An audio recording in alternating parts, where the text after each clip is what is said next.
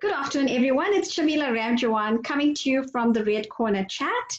And this afternoon, I have a very special guest, Michelle Woest, who is a Mrs. Gauteng 2018 Top 100 Difference Maker and a postpartum depression survivor. Michelle, did I say your surname correctly? Woest. Woest. Woest. I can't even say it myself, Shamila, so how must you say it? Okay, I don't feel so bad after all. No. Wonderful having you here today, Michelle. Thank you for inviting me, and I just want to say congratulations on your humanitarian award. I saw that you have now also been selected for that. Very well done, Shamila. We are extremely proud of you, and it's a great honor to have this chat with you and to be able to talk on your show. I really appreciate it. Thank you so much, and I'm so happy to have you here today because I feel there are so many women that are going through what you've been through, and you have such an incredible story to share and all your tips and hints and how they can actually deal with it. It's so important, and it's going to touch so many lives. Yeah, the main thing with postpartum depression, and not even postpartum depression as self, the main problem is that, Shamila? Yes? There you go. Is that, society paints a picture of the joy that a baby brings into your life. And the main problem is that everybody thinks this is the way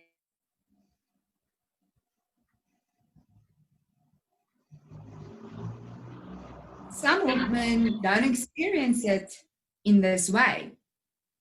And that was like the way it was for me. And because the picture is painted in this manner, women do not speak up.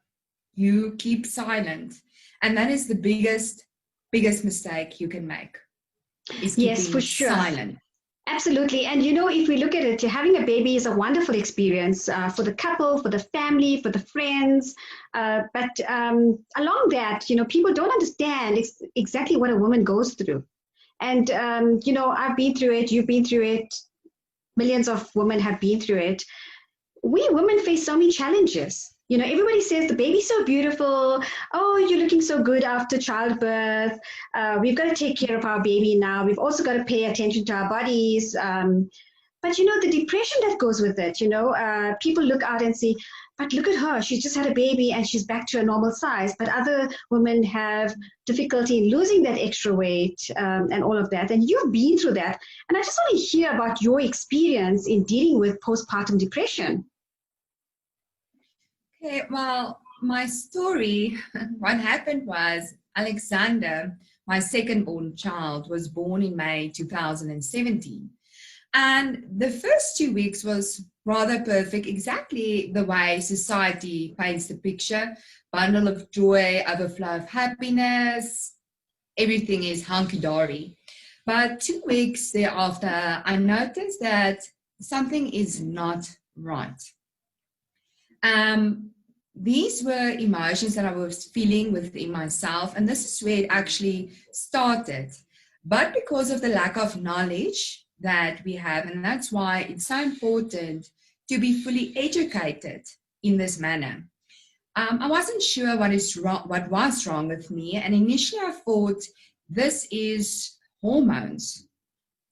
I had a very good gynecologist, so on my 6-week checkup, I did speak to him about it, and I asked him, I need hormonal medication. And as I explained to him my symptoms, he immediately knew it was postpartum depression. But I did not come to terms with it. I had the medication, and I started drinking it, and then just left it. And that is also one of the biggest mistakes I made, because I had severe consequences thereafter. And yes, and basically it goes to saying without a doubt that we need to be more informed. This is something we need to speak about, because 1 in every 7 women after giving birth, within the first year, they will experience some parental mood disorder or anxiety. That's quite a high percentage. And if these symptoms, and if you do not get treatment and the right treatment, there are very severe consequences. In my case, where postpartum depression ended up in a psychosis, which is very rare. 1 or 2 out of 1,000 women would go into a psychotic state, but still it could have been prevented, I believe, till today. And I had to sit with a lot of blame and all of that after effects, because I lost out. I mean, my year, mostly I was recovered on my journey for the first 2 years, but still today I need to use medicine. I mean, I haven't fully recovered on the psychological sense, or I don't use antipsychotics anymore. The journey is long. So before you go on, Michelle, what women are at risk with the illness?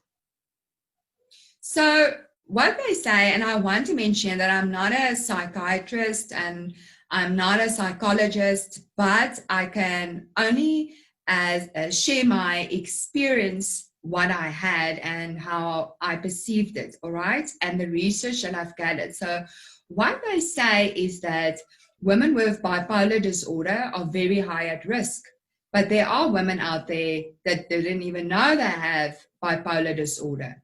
Then you're also the other 50% never in their life showed any form of depression. I've never had depression in my entire life before this ordeal to start off with, or anxiety disorders. So there was no familiarity towards it. Then women who are at risk are women younger than 20 years. They are very high at risk. Women who drink, women who smoke.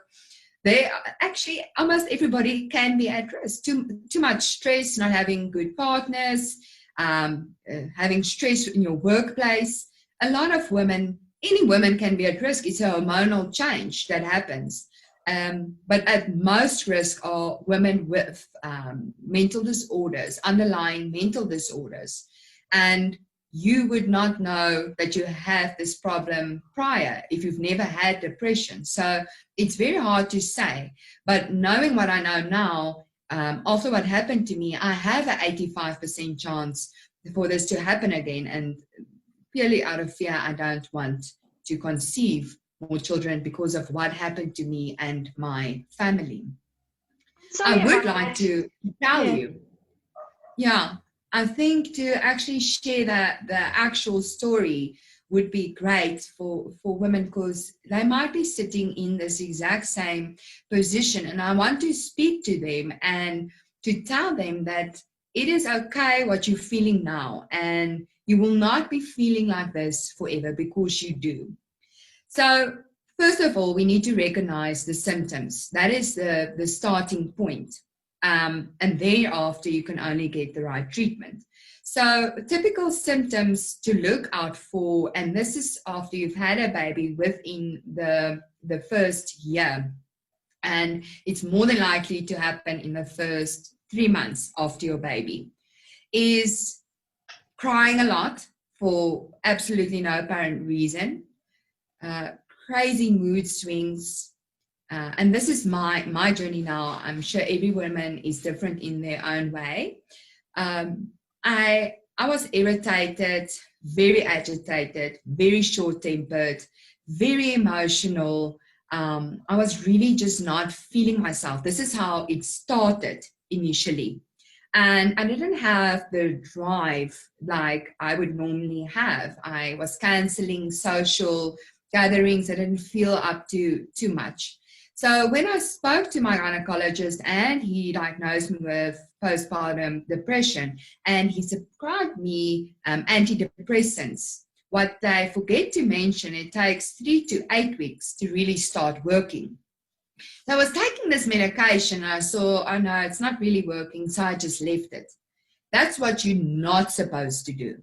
You need Oh, to go see a professional person. So you need to go see a psychologist and then get referred to a psychiater. What's that now? I can't get to the word. So I left it and I kept it a secret because you're the strong woman. You've always been happy-go-lucky. You succeed in life, and all of a sudden you lose your will to live. You do not want to spend time with your baby. You can hardly. I had a 3-year-old at that point. I couldn't take care of her. I just couldn't. Physically, I couldn't. Today, I look back at my 3-year-old. My son is 3 years old now. And I'm thinking, like, how is this possible that I wanted Amelia to do all these things? I mean, she had to brush her own teeth, brush her own hair, get herself dressed while I was lying in bed looking at her before school. I just couldn't do it, okay? And so then that's just the start of. So as I got more ill, I kept secrets from my husband and my family. And women do this, and this is where we need to break the silence. We need to get a safe place for women to be able to openly say not only the emotions that they are feeling, but the thoughts that they are having and the images that they are experiencing. The reason why women don't say anything is because, for me, I was scared that my kids will be taken away from me, first of all, or secondly, that I would be locked up, because these thoughts that I were having was very disturbing, and actually quite frightening and absolutely vulgar. So I ignored it and I kept quiet on it, and I really started getting memory loss. I noticed that I can't remember things. There was an incident where I even came in an accident with the bakkie. I bumped it. Till today, I cannot tell you how this happened, all right? When my husband showed it to me, I couldn't believe it. Till today, I have no idea how that happened. And it's only when an incident after that happened that I noticed that I need to tell him. I need to tell him about the voices. I heard voices. I heard constant music playing. And the interesting thing about the auditorial hallucinations that I had, it was melodies that I've never in my life heard. So, when you've got a song stick in your head, it's not like that. It's melodies I've never heard in my life, songs I've never heard in my life. And there were times when I would ask Amelia, can you hear the song? And she would say, no. Sometimes I did ask John, that's my husband, if he hears it, and he said no. Some things that happened as well, I would have hallucinations, very bad hallucinations.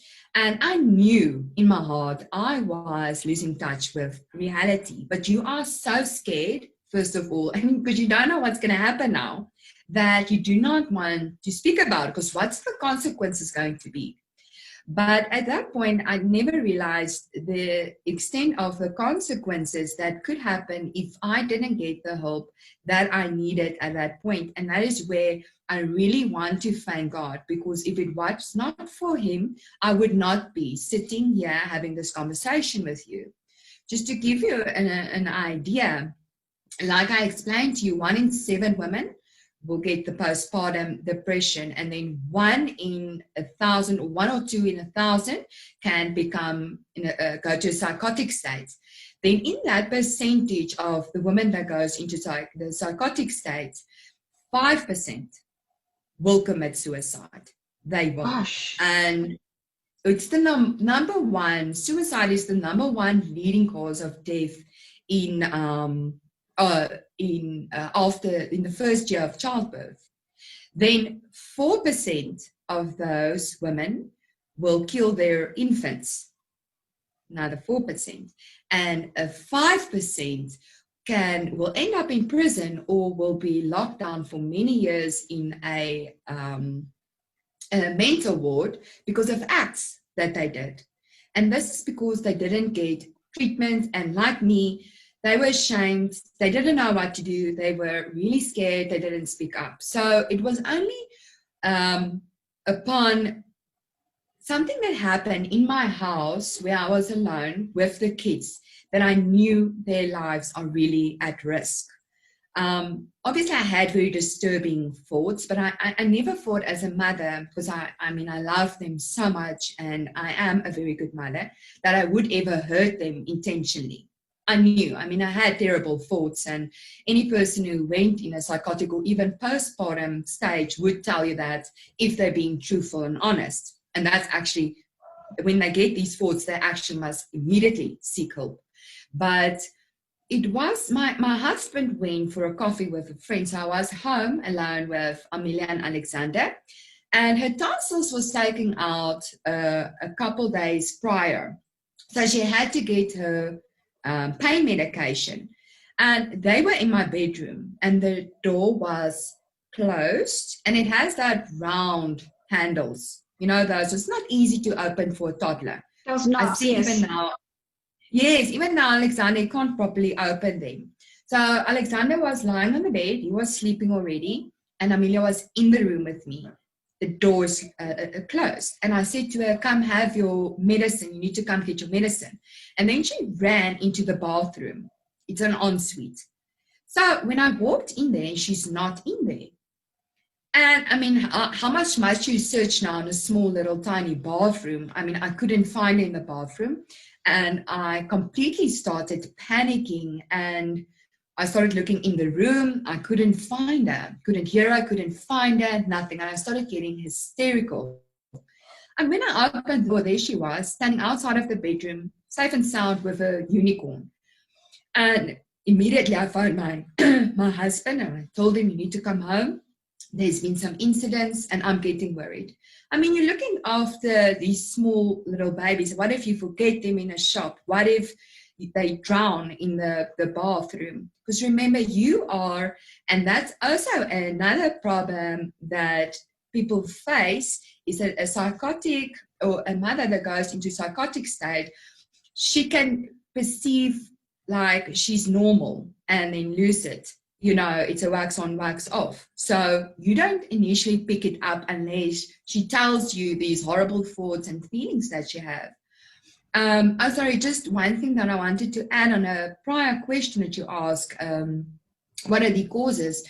Another big cause for a woman actually going to this point is sleep deprivation. Sleep deprivation is a big, big problem. And now I want to say, I'm just talking like all over the place because I've just got so much to say on this subject, because I really, wanted the woman that needs this message to come across, that, that they can get the full message. What I wanted to say on sleep deprivation, when you have postpartum depression, it is the strangest thing. You are so exhausted, but you cannot sleep, because you're in a constant panic and anxiety. Now, for everybody, it's different. For me, I fully believed that my house was going to burn down with the kids in it.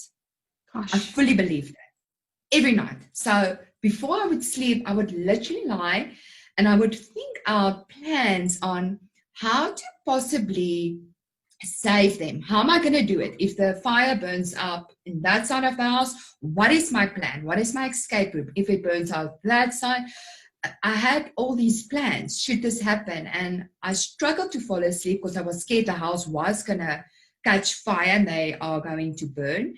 And also the second thing, when I was sleeping, I was getting extremely hardcore and terrible, horrific, disturbing nightmares. Night after night after night. And an easy trigger for psychosis is sleep deprivation. It triggers these episodes.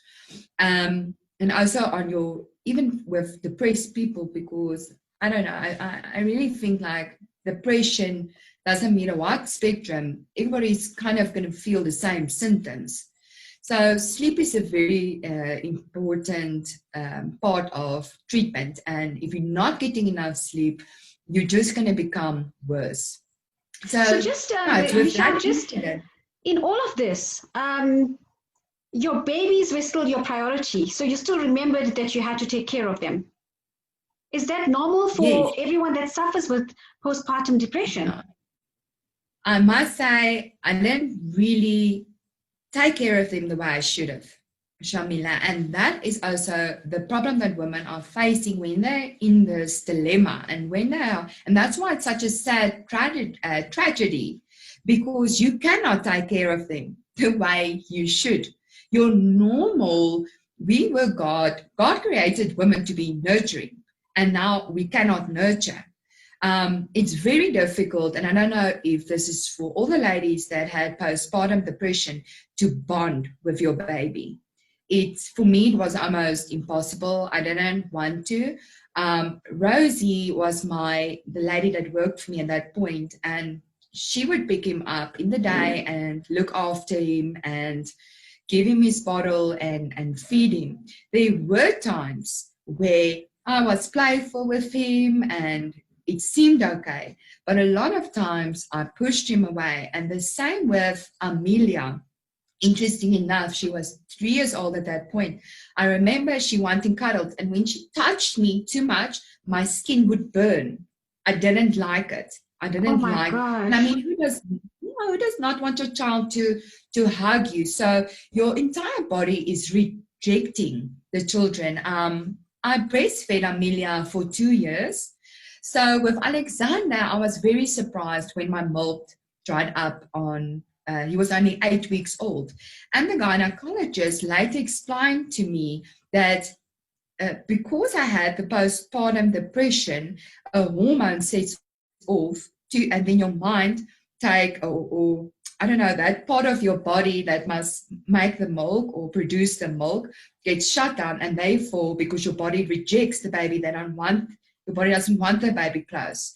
So it is really a long road for recovery. And to get back to to the story, all right, after I noticed this could be potentially dangerous. That is a point that I reached that night when I was really not knowing what was going on, where's my child, and I was feeling, okay, I need to speak out to John now. So I found him, he came, and the next day I was speaking to him and I was explaining to him some of the things that happened. I didn't tell him all of it.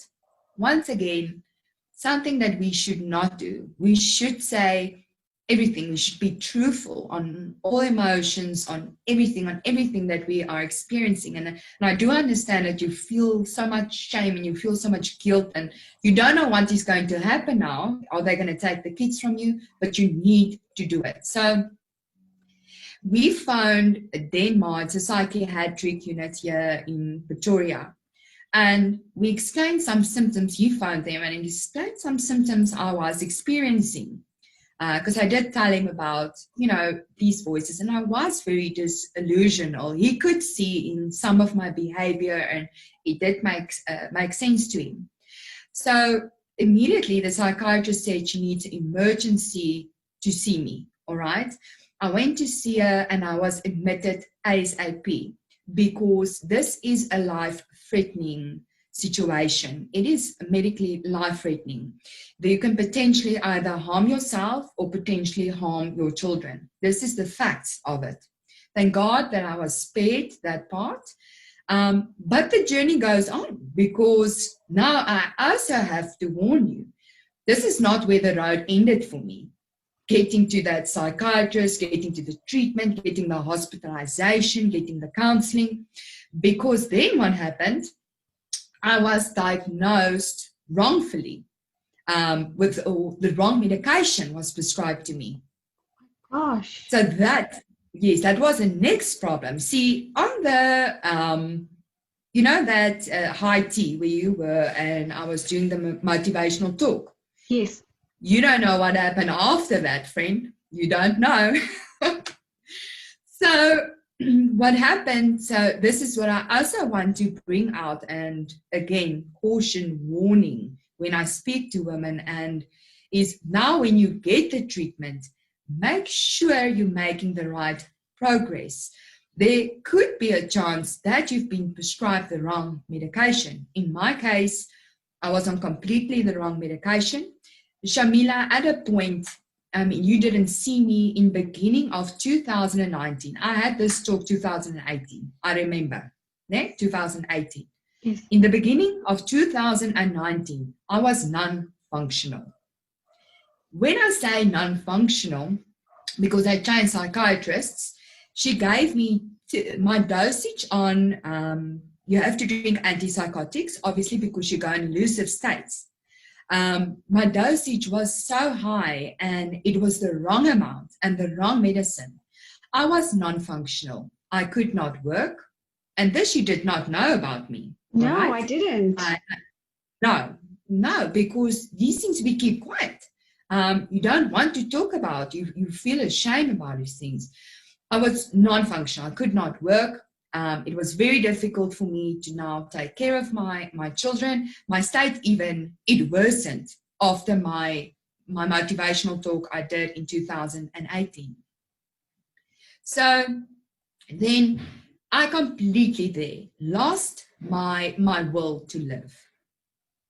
I did not want to live anymore. I kept strong. I tried to get to recover. I tried everything, and I just felt hopeless, and I felt like, what is the use? Because I am an intelligent woman. I know this. Absolutely. I've been very successful before. I was an entrepreneur. I also had a business. I'm busy writing a book, and all of these things has been taken from me. I had no will to live. And this is where things got dangerous for me. Before, I didn't really think that my kids' life was that much in danger, but it was, because obviously I didn't really know what was going on around me, and I was losing touch of reality. Then I'm here, then I'm not. But now a second episode, a relapse happened it was February 2019, where I got such a bad episode that John was literally sitting there not knowing what to do. Luckily, my husband was here, and he just immediately phoned the psychiatrist, and he explained to her what is happening. She said, you need to bring her immediately to me. And I refused. I didn't want to get in the car. I didn't want to live any further. I completely snapped like this. And it wasn't an incident. It wasn't an incident that made me snap. It was a normal morning. Everything was absolutely normal. I was running my bath. Everything was fine. And the next moment, just like this, I snapped completely. So I didn't want to get in the car with him. And I said to him, I'll just drive myself. But obviously he refused, because he saw that this is not a place where you now can leave her on her own, And so he handled it very well. And that is also very important. The people that you surround yourself with, your support structure, they also need to be equipped. They also need to have knowledge on what to do, how to spot the signs, how to see the signals, who to call, what are you supposed to. So he actually handled it very calmly and lovingly. And eventually he did get me to get in the car, but I made up my mind, Shamila, I did no longer want to live. I made the decision right there. I do not want to live. So I thought to myself, it's okay, you can drive me there back to the psychiatric unit. It's fine, or the hospital. When we get to the highway and I see two trucks, because I know he goes fast, and he's always in the fast lane, I will open the door and I will jump out underneath the trucks. And I was looking specifically for two trucks. Yes, and you saw me before that. Yes. Does it not show you how you can mask your life? Does it not frighten you? Does it not frighten you? I mean, you can have a friend going through the exact same thing now, and you will not know this. Luckily, and God, I can just once again glorify him and thank him for what he has done for me, because for some or what other reason, John did not take the highway, which was very strange. The road he took it's not the fastest route at all to get me to the psychiatric hospital. And I mean, he needs to get there fast. So once again, the protection of the Lord was just over me, and I'm just so thankful. And so I went there, immediately booked me in. There I was, back to square one, new treatment, new plan. And it just never felt like I was getting better. And I want to speak to women, again, going through this with similar experiences and depression. It doesn't matter what it is. It will get better. Do not give up. Here I am. I'm much better. Yet another year's passed. I mean, look at you now. You survived through all of that. Michelle, what are the mood lifters when you're going through postpartum depression? What are the mood lifters? What would you suggest to women out there? Shamila, I think depending what you're feeling at that point, but I know that you do not want to be around people. You don't want to, but this is where you need to draw close to people. You need to go out. It's a mood lifter. Get out. I know it's difficult to get out of bed. I know it's difficult, but try. Just for one day, try. Get some sunlight. Praise and worship music helped a lot for me, all right? It really kept me calm. Spending a lot of time with the Lord, obviously, kept me calm. Friends in general, that support structure, family, trying to get out. And for me, you know me, I love serving humanity. So for me, serving others was a big mood lifter. I mean, I still believe till today that serving others is the most selfless thing you can possibly do, because, or the most selfish, is actually the most selfish, because the rewards and the quality of life that you experience from helping others, it's amazing. So for me, that was a big mood lifter and really helped me. And trying to bond with my children again, trying to get to know them, trying to get to know myself, because now you have to reestablish your life, your identity. You need to find out again who you are as a person, because you did lose yourself 100%. You need to find out who is your husband. You need to find out who is your children. You need to reestablish yourself in the workplace. I'm not going to lie to you if I tell you by 2019, March till about May 2019 last year, I was unable to do simple equations. Can you believe this if I tell you this? Simple equations. I couldn't do it. It was very frustrating. It was very, very frustrating. So you just never have to give up. You need to pull through. You need to believe in yourself and just take the day as it comes. These are scary things. And once you've lost touch with reality, what I then did afterwards, just to tell you the end of the story and how the end of the psychosis happened. I remember that I was so used to losing touch with reality, and I'm going to tell you event because it is scary. People need to know this. So I'm going to tell you a very, very horrific event that happened, and this was just one of many. The one night I was sleeping with Amelia on my left side, and Alexander was lying on my right-hand side. So I wake up once again, nightmare. And this was now already after March. So this was my second relapse that I had after my first diagnosis. And as I was looking to her, she was filled with blood, Shamila. Oh, no. Full of blood. Her head, her body, her clothes, the bed. All right? So the first question you ask yourself, and this is also important, that you need to collect your thoughts and rationalize, was, is she alive? So she's sleeping and I don't know, and I'm not sure that I now even harm my own child. So I was looking at the right side to Alexander, and he was doing this with his bottle. He's too tiny. He was still small to do this. And then I saw a big hallucination on the curtain window by that side. And I knew immediately, this is, once again, I'm tapping out of reality. all right? And you have to stay calm in those instances. And this is not, again, where you keep quiet. I don't know why I would keep quiet. If I look back at it now, it's horrific, Shamila. Those are things you need to talk to people about, okay? It's not something you keep quiet about. Mm-hmm. So eventually I did once again. And after everything that I've been through, everything, I mean, how long was the journey? Eventually I went to John and I told him, and we went to the psychiatrist again. And as I went to a pastor, I'm going to mention that. And altogether, now for 2 years was recovered out on psychotics. It's been now an entire year where I've not had to drink any psychotics.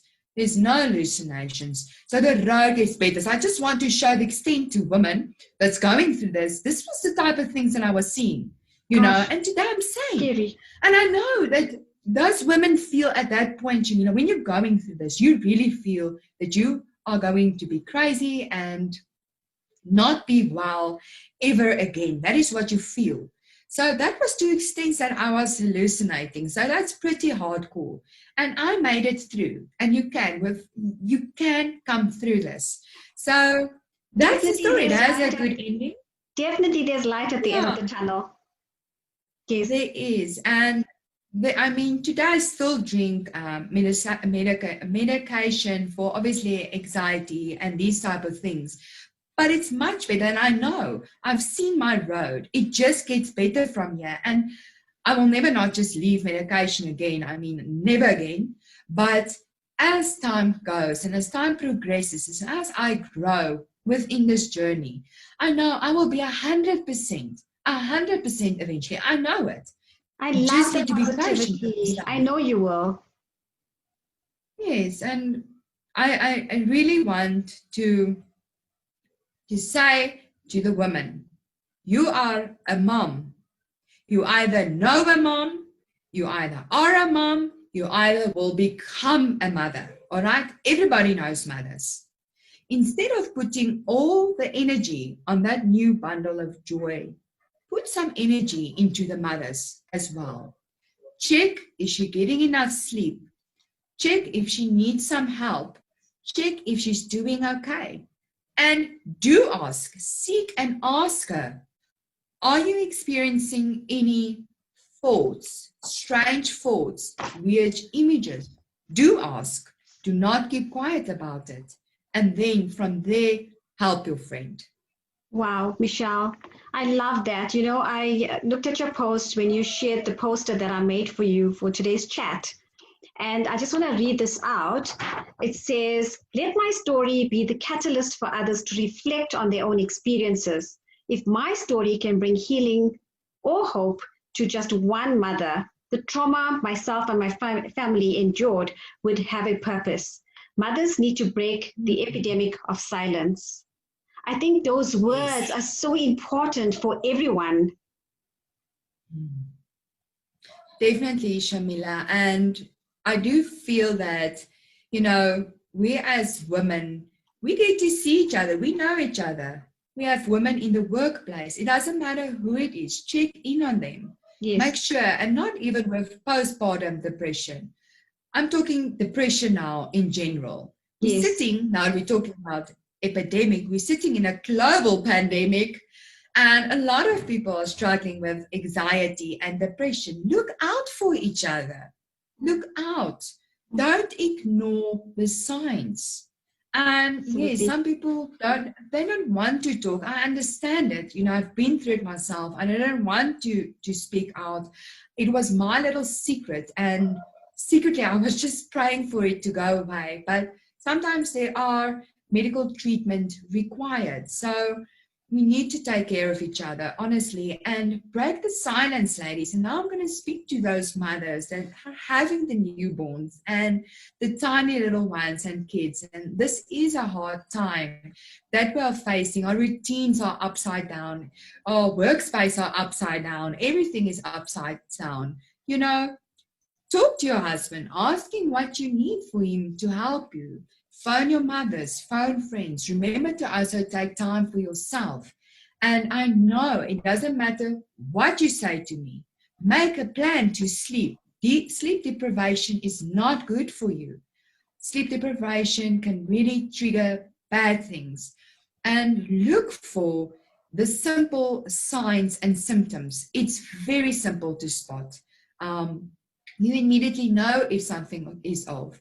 Don't wait and like try to rationalize it and try to think yourself out of it. Just go and get some help. There's really nothing to be ashamed about it. Nothing. You do not want to sit in a situation where there's such severe consequences.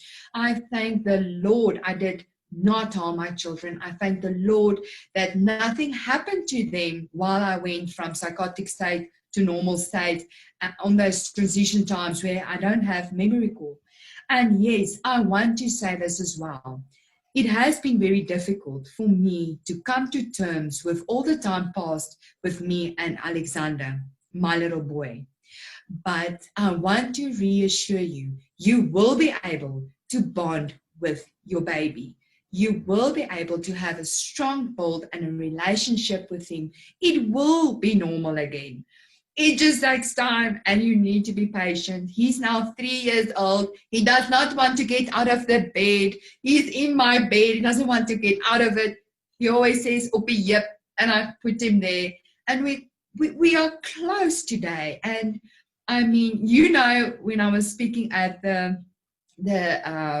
just want to put the lights, the high tea, I was crying because I remember I was telling you guys, I was looking at his clothes and I've never seen him in these clothes and I don't understand it. And yes, I am going to admit that some days it does get to you. But mothers, and I'm speaking to all the mothers, stop blaming yourself and stop looking at society and what they want from you and all these perfect little pictures of what a mother should be, and she must be put well together, and I don't know, and all these ideas that people form. It's just not true. Just be the best mother you can at that point. And we all do make mistakes, Shamila. I mean, you are also a mother. None of us are perfect, and we can't have perfect days all the time. Absolutely. The most important thing is to know there is light at the end of the tunnel. I love that, Michelle. We're going to leave it there. Thank you so much for coming on board to chat about such an important aspect of a woman's life. I think at some point we all go through it, some mild, some more aggressive, and sometimes we don't even know that we're experiencing that. But thank you so much for coming in to share your experience with us, and I'm sure you're going to make such a difference in so many lives out there. And take care of yourself. And I know you've come through all of this 100%. And I love you, my friend. Thank you. I love you too. And well done for you and everything that you do. Keep going, my friend. I'm very proud of you. Have a beautiful evening. Thanks, you too. Bye.